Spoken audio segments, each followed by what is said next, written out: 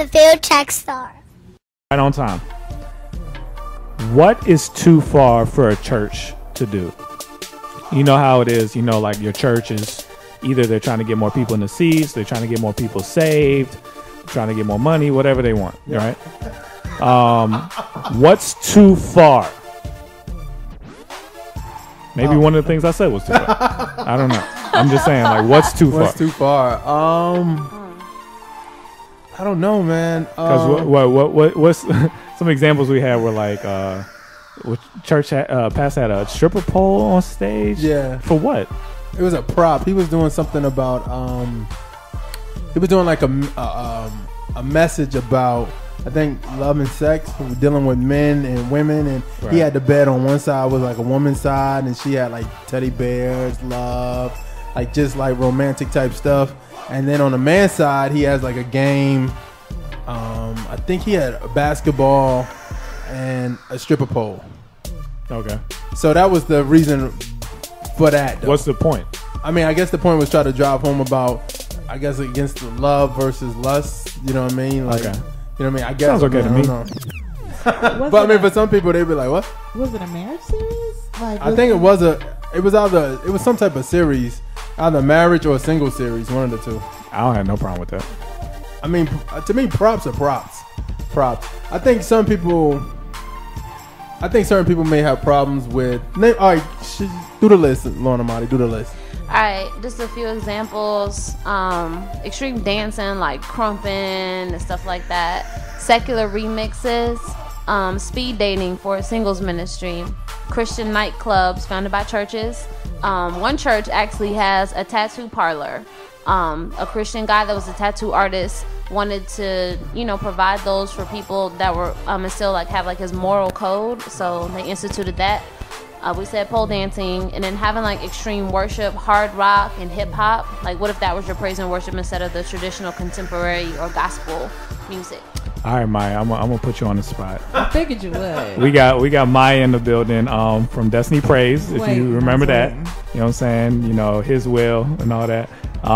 And she's also over worship at Destiny, right? So I got something for you. I got something for you because this is a real question. It is. This is a real question. All right, how real you want me to be? You go. Come on. All right, we're here now. So Easter, right? Come on, let's go. Resurrection Sunday. So yeah. So we did a couple remakes of some songs, right? It was extreme, yeah. I don't necessarily know how. I was fine because I'm used to it. We've done the expressions or whatever. But my sister wasn't too fond of it. Yeah. She actually walked out. Oh wow. She was one of those. Okay. She was. She walked out. Mill walked out. She said it was too much for her. She said that she didn't think it was appropriate. Yeah. How do you feel about that?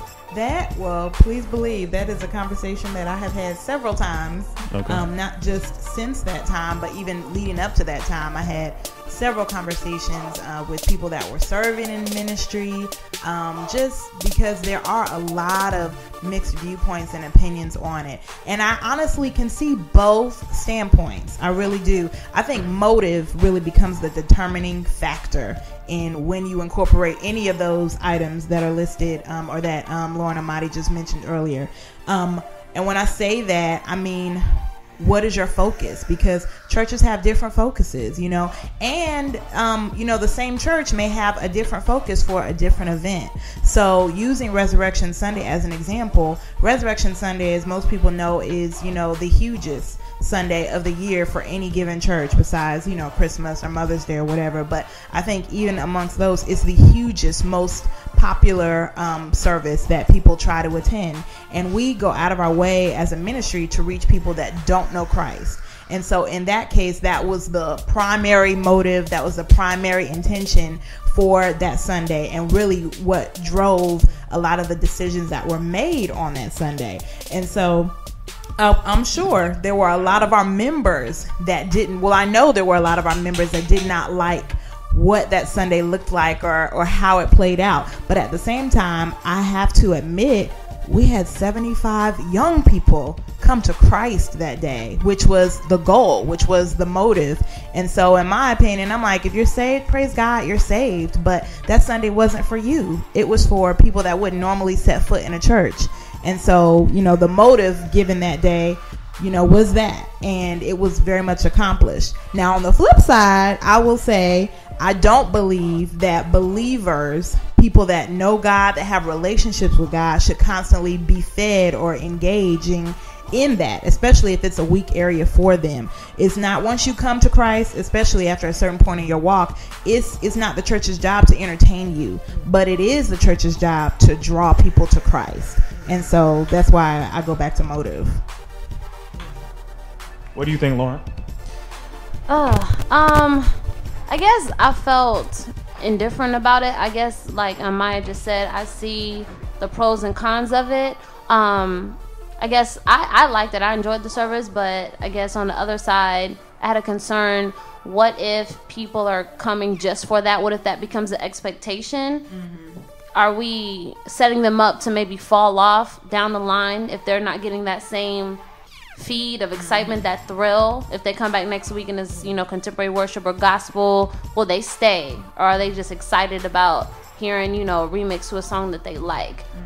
That's very true, because you can't expect a person to stay there. Like, you want them to grow and to evolve and to mature. It's like, you know, we were just talking about a message that we heard a couple of weeks ago about going from milk to meat. And so I think there does definitely need to be a strategic plan or strategy in place to, you know, bring people from that point of being driven by their senses, what they see, what they feel, what they hear, into like really actively pursuing a relationship with God on their own. And so, to answer your question, that's a very real concern, and there does need to be something put in place to help bring one person from that point to the next. What do you think, Jeremiah? Wow. Okay. I don't know. This is hard for me, man. It's like we crucifying my girlfriend. This is horrible. Okay. Anyway, this is what I'm gonna say. I think this. Me and Miss Maya talked about this before. I remember when several times we talked about it, and I told her, I was like, any other Sunday, I think the song you want to do a remake, you can, but Easter should be about the Lord. You know what I mean? That was my point of view. I could see why somebody would walk out. I can understand. And literally, I can understand why your sister could have said, okay, this is too much. You know what I mean? From the presentation looking on, you know what I mean? And I'm even talking about songs, just everything, maybe some stuff on stage that look like, oh, okay, ooh, why, oh, girl swinging, or, you know what I mean? Stuff like that.